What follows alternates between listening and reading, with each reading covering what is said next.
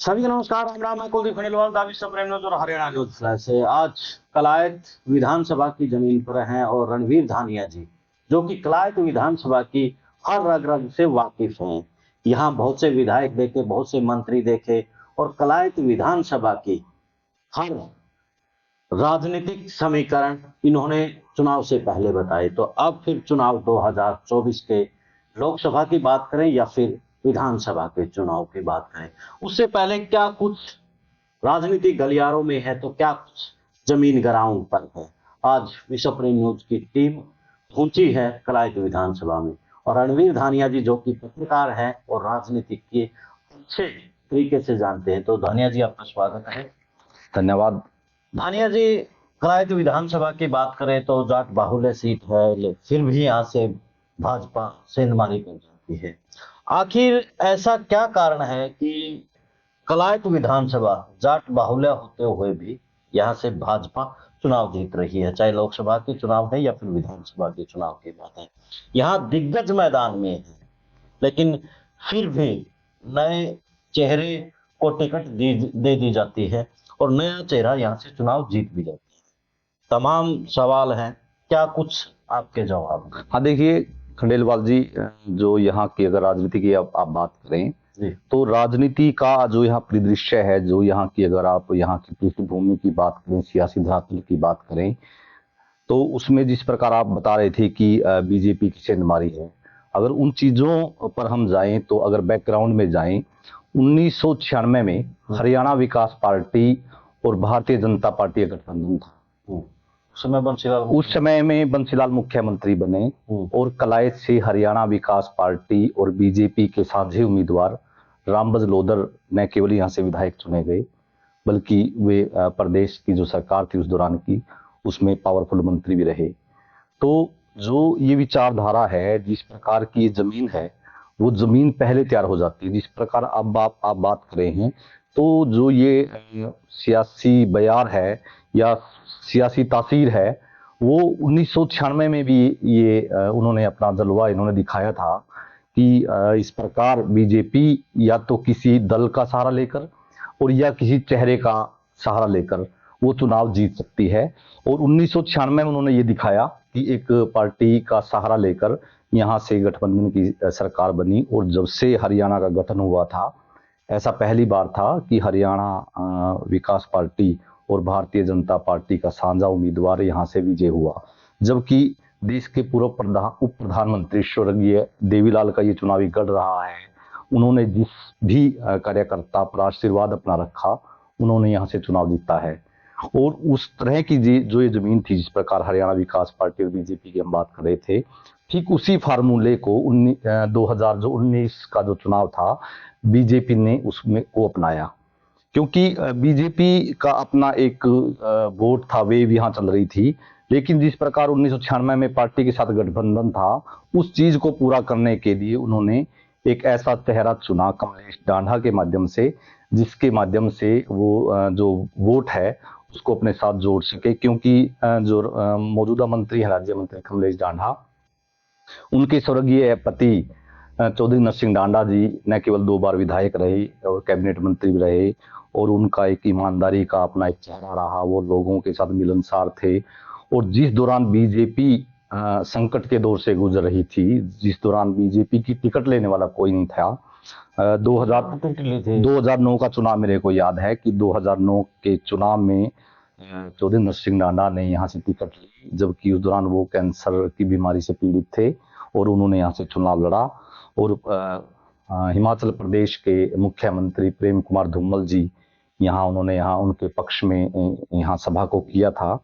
तो वो चीजें और एक व्यक्तिगत जो उनकी छवि थी उसको लेकर, यानी कि जो फैक्टर नरसिंह डांडा का जो फैक्टर था, जो उन्होंने बोया था, वही कमलेश डांडा, बिल्कुल उसका एक उनको बड़ा फल उस परिवार को मिला। और साथ में भारतीय जनता पार्टी ने भी उस चीज का एनालिसिस किया, उसका सर्वेक्षण किया कि इस तरह की परिस्थितियां बनाकर चुनाव को जीता जा सकता है। और कमलेश डांडा पर उन्होंने दांव खेला और यहाँ से पार्टी चुनाव जीती। धानिया जी, 2019 के चुनाव की बात करें या फिर अब 2024 में, यानी कि 2019 और 24, अब मुद्दे वही हैं। या फिर बदल चुके हैं? जो राजनीतिक समीकरण है वही हैं या फिर बदल चुके हैं? देखिए, जो जिला कैथल है या कलायत की हम बात करें, ये राजनीति की बहुत बड़ी जमीन है। अगर हम पीछे जाएं, 1977 से पहले जाएं, तो जो कैथल जिला है, जो आज कुरुक्षेत्र लोकसभा संसदीय क्षेत्र का संभाग है, ये खुद एक लोकसभा थी कैथल। और श्री गुलजारी लाल नंदा जी यहाँ से 2 बार सांसद बने, और न केवल वो सांसद बने बल्कि ये भी बहुत कम लोग जानते हैं कि वो 2 बार देश के प्रधानमंत्री भी रहे। तो इस प्रकार की जो जिस व्यक्ति ने, और वो जब एक देश की एक परंपरा एक व्यवस्था होती है कि जब देश के तत्कालीन प्रधानमंत्री जवाहरलाल नेहरू का निधन हुआ, तो उस दौरान श्री गुलजारी लाल नंदा जी जो यहाँ के सांसद थे, उनको प्रधानमंत्री की कमान सौंपी गई। और फिर जब लाल बहादुर शास्त्री जी का निधन हुआ, उस दौरान चौधरी यानी कि श्री गुलजारी लाल नंदा जी को प्रधानमंत्री की कमान सौंपी गई। यानी कि जिस क्षेत्र की आप बात कर रहे हैं, ये वो इलाका है जिसने 2 बार देश में राजनीतिक तौर से नेतृत्व किया है प्रधानमंत्री कुर्सी पर बैठकर। धानिया जी, यानी कि हम जयप्रकाश की बात करें 2019 के चुनाव में, जबकि वो कांग्रेस की पार्टी टिकट से चुनाव लड़ते हैं, उससे पहले 2014 में वो निर्दलीय तौर पर चुनाव लड़ते हैं, लेकिन तब वो हार जाते हैं। और कांग्रेस में रहते हुए इनके निर्दलीय वो जीत जाते हैं और कांग्रेस में वो हार जाते हैं जी। तो इसका सबसे बड़ा कारण क्या रहा था? हाँ, उसी बात पे मैं आ रहा था कि जिस प्रकार मैं गुलजारी लाल नंदा जी का उदाहरण दे रहा था, उसी तरह जो कलायत विधानसभा है उसका भी बहुत बड़ा स्वरूप है, उसकी भी बहुत बड़ा राजनीतिक इतिहास है। बाबू बृषभान जी यहाँ से विधायक चुने गए। जब आजादी के बाद पहला चुनाव हुआ, तो वो न केवल विधायक चुने गए बल्कि पेप्सू राज्य के मुख्यमंत्री भी बने। तो उस तरह की चीजों पर आकर जो चीजें चलती हैं कि यहाँ इतनी बड़ी यहाँ की राजनीतिक विरासत है। और फिर जो आज के दौर की आप बात कर रहे हैं कि जिस प्रकार आपने यहाँ पूर्व केंद्रीय मंत्री जयप्रकाश को लेकर आपने सवाल किया कि उन्होंने आजाद उम्मीदवार वो जीत गए 2014 में, और 2019 में वो चुनाव हार गए। 2014 का जो यहाँ सियासी जो माहौल था, 2014 क्योंकि 2009 में रामपाल माजरा जी यहाँ से विधायक बने, और जब रामपाल माजरा जी विधायक बने तो उस दौरान इनेलो की सरकार नहीं बन पाई। 2009 से के बीच, 9 से 14 के बीच जो कलायत विधानसभा क्षेत्र है, उन्होंने विपक्ष के रूप में राजनीति का वनवास काटा।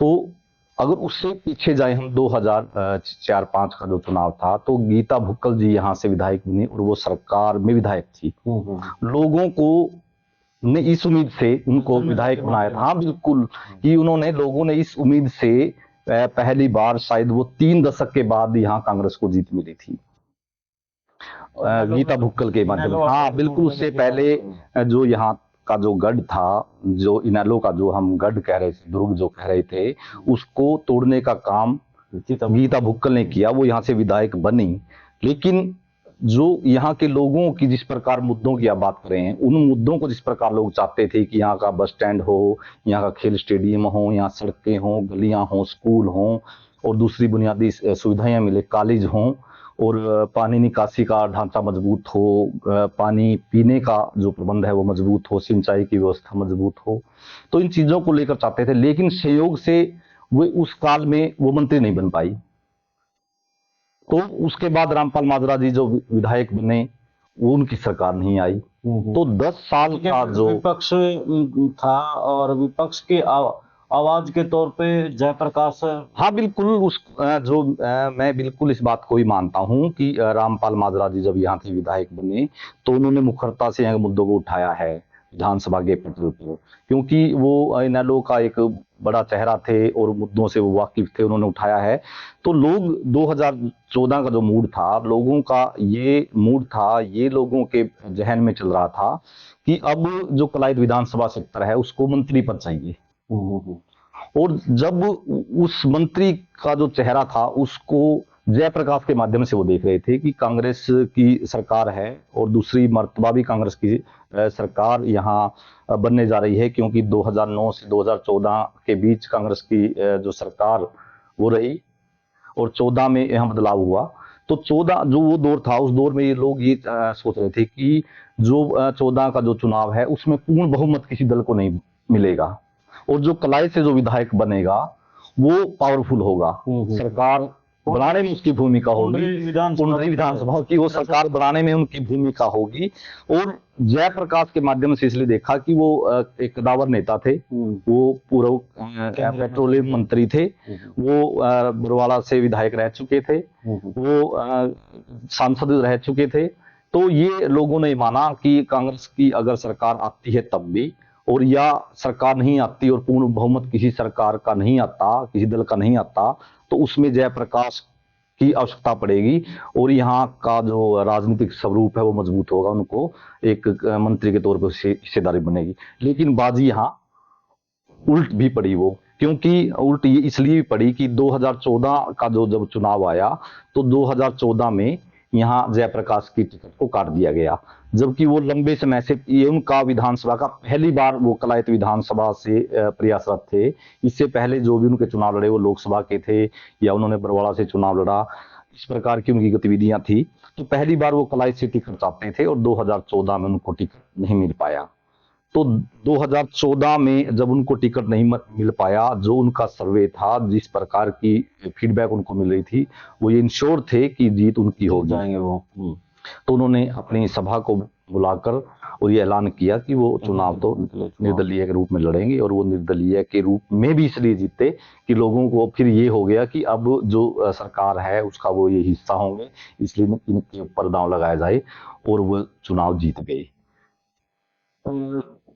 धर्मपाल शर्मा का भी जिक्र ना करें क्योंकि वो सही नहीं है, क्योंकि कलायत विधानसभा के अंदर जो जैसे आपने मुद्दों बस स्टैंड से लेकर के तमाम सचिवालयों को लेकर के उन कामों को लेकर के धर्मपाल शर्मा ने कहीं ना कहीं अगुवाई की जो कलायत विधानसभा में आया, तो उसके बाद भी उनको टिकट नहीं मिला और उसका फायदा कमलेश डांडा को मिला या नहीं मिला, या फिर सिर्फ जातीय समीकरण थे उनकी वजह से कमलेश डांडा, बिल्कुल देखिए सभी की वजह से वो बिल्कुल जो ये चीजें साथ के साथ चल रही थी, जिस प्रकार मैंने आपसे 2004, 9 और 14 के बीच की बात करी, तो लोगों को फिर जिस प्रकार 2014 में जब सरकार बनी भारतीय जनता पार्टी की, और 5 वर्ष भी फिर लोगों को जो सत्ता है उससे दूर रहना पड़ा, उनका जो विधायक था वो सत्ता का हिस्सा नहीं था, तो उस चीज को लोगों ने फिर भी उसको अपने उसके ऊपर समीक्षा हुई कि 2004 से जो श्रीमती गीता भुक्कल है उनको मंत्री नहीं बनाया गया था, और फिर जो रामपाल माजरा बने उनकी सरकार नहीं थी, और फिर जयप्रकाश जी आजाद उम्मीदवार बने, वो सरकार का हिस्सा नहीं है। तो लोग ये सोच रहे थे कि हम परोक्ष रूप से जो सरकार आए उसका हम हिस्सा बने, क्योंकि विपक्ष के तौर पर वो झेल रहे थे इन चीजों को।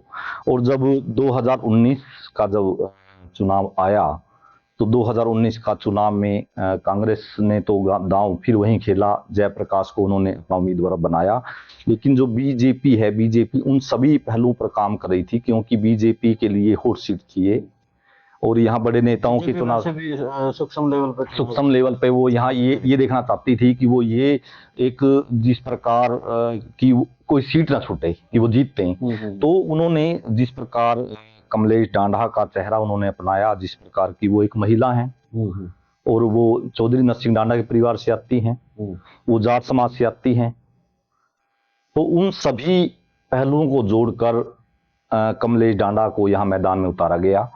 और जिस प्रकार आप उस दौरान के जो 2014 के उम्मीदवार धर्मपाल शर्मा की बात कर रहे थे, 2016 में जो रैली हुई, जिस दौरान धर्मपाल शर्मा विधायक नहीं थे, वो चुनाव हार चुके थे, 2013 अगस्त 2016 में जो कलायत अनाज मंडी में रैली हुई, वो हरियाणा गठन के बाद एक किसी रैली के माध्यम से एक बड़ी सौगात थी।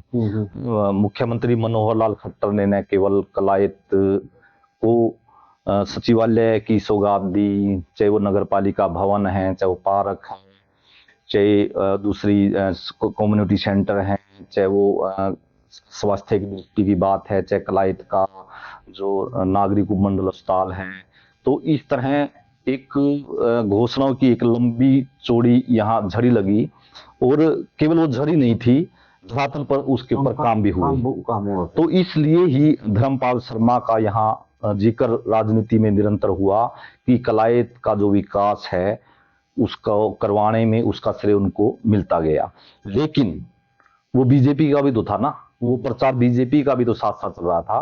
तो उन चीजों को लेकर जिस प्रकार बीजेपी ने यहाँ जाट कार्ड को खेला, वो कमलेश डांडा के ऊपर 11 हो गया फिर। हाँ, तो उन्होंने उन चीजों का भी फायदा लिया कि जो विकास कार्य करवाए थे उनका जो आधार था वो प्रदेश मुख्यमंत्री मनोहर लाल खट्टर थे, और लोग भारतीय जनता पार्टी को वोट देना चाहते थे, लेकिन उस व्यक्ति को वोट देना चाहते थे जो उनके लिए अब एक नया चेहरा भी था, और पीछे का जो उनका राजनीतिक इतिहास था वो एक उनसे अटैचमेंट भी थी कहीं, तो उसका फायदा कमलेश डांडा को मिला।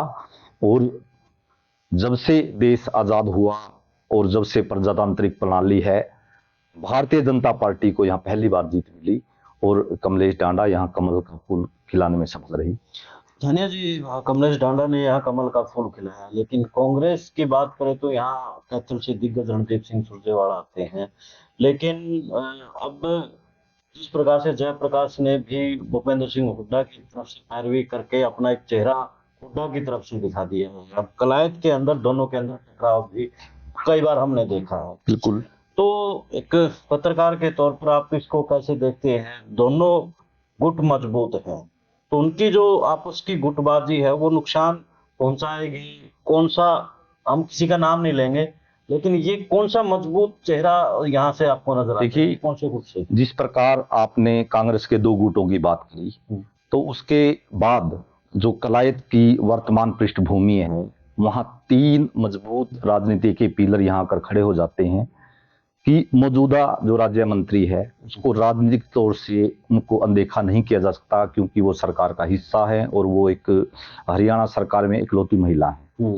रामपाल माजरा एक बड़ा नाम है राजनीति का, और जिन्होंने 4 दशक से अधिक समय से जो चुनावी राजनीति वो कर रहे हैं, और 2019 का जो चुनाव था वो पहला उनका एक हृदय परिवर्तन था कि उन्होंने इनेलो को छोड़कर बीजेपी का दामन थामा, और वो इस बात के ही लिए थामा कि उनको 2019 में वो यहाँ का चेहरा बनेगी और वो यहाँ का चुनाव जीतेंगे। आज रामपाल माजरा ने यहाँ सभा करके ये ऐलान कर दिया है कि वो दलों की राजनीति से परे हटकर आजाद उम्मीदवार के रूप में चुनाव यहाँ लड़ना चाहते हैं, उनकी ये दिली इच्छा है। और तीसरा जो आप बात कर रहे हैं, वहां पूर्व केंद्रीय मंत्री जयप्रकाश हैं, जो भूपेंद्र सिंह हुड्डा, जो हुड्डा खेमा है, उसका एक बड़ा चेहरा है। और ताजा अपडेट भी मैं आपको बता दूं कि जो कांग्रेस की तरफ से लोकसभा चुनाव के लिए आवेदन किए गए हैं, जयप्रकाश का जो आवेदन है वो हिसार लोकसभा से हुआ। तो ये चीजें ये दिखा रही हैं कि जो आने वाला जो चुनाव है, ये इन 3 लोगों के इर्द गिर्द ये चीजें घूम रही हैं। और चौथी बात मैं इसके अंदर ये भी ऐड करूंगा कि जिस प्रकार आपने SR के ग्रुप का जिक्र किया, रणदीप सुरजेवाला, कुमारी शैलजा और किरण चौधरी खेमे की बात की, उन्होंने यहाँ रणदीप सुरजेवाला ने जब भी यहाँ रैली की, चाहे वो कुराड़ हो, चाहे वो गांव बाड़ू हो, चाहे उन्होंने जहां भी दाएं बाएं प्रचार किया, जहां भी उन्होंने अपना एक संकेत दिया, स्पष्ट तौर से रणदीप सुरजेवाला का जो संकेत है वो धर्मवीर कोलेखा की तरफ रहा। कुराड़ में भी उन्होंने हाथ उनका ऊपर उठाकर कहा कि हम दोनों यहाँ के हितों की लड़ाई लड़ेंगे। और बाड़ू गांव में भी उन्होंने साफ तौर से बोला कि जीना और मरना एक दूसरे के साथ। तो ये बात तो ये दिखा जाती है कि अगर रणदीप सुरजेवाला की यहाँ चलती है तो वे धर्मवीर कोलेखा पर अपना दांव खेल सकते हैं। और भूपेंद्र सिंह हुड्डा का चेहरा यहाँ जयप्रकाश है। और उसके अंदर ये और मैं जोड़ दूं कि जिस प्रकार आप बात कर रहे थे, यहाँ प्रतिस्पर्धाएं हैं कलायत के अंदर। 4 तारीख को SR के ग्रुप ने यहाँ अपनी कांग्रेस संदेश यात्रा के माध्यम से रैली की। कुमारी शैलजा और रणदीप सुरजेवाला ने यहाँ सियासी मैदान से चमकती तलवारें यहाँ निकाली और उन्होंने अपनी तरह का संदेश दिया। और जिस प्रकार का प्रचार किया जा रहा था कि प्रदेश प्रभारी दीपक बावरिया आएंगे, दीपक बावरिया उस रैली में नहीं आए। और उसके बाद 18 फरवरी को यहाँ रैली होने जा रही है, वही जगह, वही समय, वही इलाका, वहां हुड्डा खेमा वहां रैली करने जा रहा है। और पूर्व केंद्रीय मंत्री जयप्रकाश के बेटे विकास सांड को उसके संयोजन की कमान मिली है। कांग्रेस के प्रदेशाध्यक्ष उदयभान सिंह, पूर्व मुख्यमंत्री भूपेंद्र सिंह हुड्डा, पूर्व केंद्रीय मंत्री जयप्रकाश, राज्यसभा सांसद दीपेंद्र हुड्डा और दूसरे जो नेता हैं उस रैली में पहुंच रहे हैं। और उसके लिए जो ये हुड्डा खेमा है वो पूरा बल लगाए है कि हमने यहाँ अपना शक्ति प्रदर्शन कर रहे हैं। वो 2024 का जो लोकसभा चुनाव है उसका भी प्रदर्शन है, क्योंकि ये हिसार का संभाग, ये कुरुक्षेत्र का संभाग है और यहाँ वो अपनी पकड़ का एहसास करवा रहे हैं।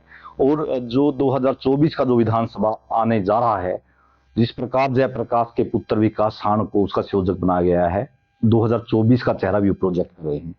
और जो ये खेमों की जिस प्रकार आप बात कर रहे हैं, जो कलायत विधानसभा है और कैथल विधानसभा है, वो दोनों एक दूसरे के बिल्कुल नजदीक हैं, वो दोनों एक दूसरे से जुड़ी हुई हैं। उनकी जो विचारधारा है या कलायत के जो गांव हैं या कलायत के शहर है, वो लोग कैथल में बसते हैं, बिल्कुल उनकी चीजें मैच करती हैं। तो जिस प्रकार की चीजें आ रही हैं, निश्चित रूप से जब चुनाव की घड़ी नजदीक आएगी, भूपेंद्र सिंह हुड्डा और रणदीप सुरजेवाला का, यानी कि जो एसआर के जो खेमा है, कुमारी शैलजा, रणदीप सुरजेवाला, किरण चौधरी, इन दोनों खेमों के बीच सियासी समझौता होना तय है।